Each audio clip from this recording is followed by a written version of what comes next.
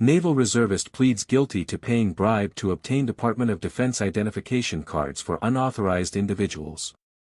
Wednesday, July 2, 2025. For immediate release. U.S. Attorney's Office, Middle District of Florida. Jacksonville, Florida, United States Attorney Gregory W. Kehoe announces that Raymond Andres Zumba, 27, Staten Island, New York, today pleaded guilty to bribery of a public official.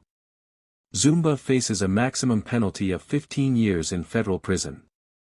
Zumba previously was ordered detained and will remain in custody while awaiting a sentencing hearing, which has not yet been set. According to court documents, in January 2025, a confidential source reported to law enforcement that Zumba serves in the U.S. Navy Reserve and was aware that the source's spouse worked at Naval Air Station, NAS, Jacksonville in the personnel office that issues Department of Defense identification cards. The source reported that Zumba asked whether the spouse would be willing to issue real, but unauthorized identification cards for an under-the-table payment. Acting at the direction of federal agents, the source proceeded to engage in a series of communications with Zumba during which they discussed Zumba's plan to obtain unauthorized ID cards in exchange for cash.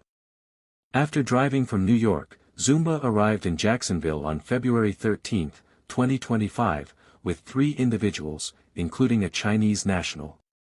Zumba brought these individuals to NAS Jacksonville where the source's spouse let them into the personnel office after business hours and initiated the process for 2 of them to receive ID cards. The following day, Zumba met with the source, who gave him 2 cards in exchange for $3,500.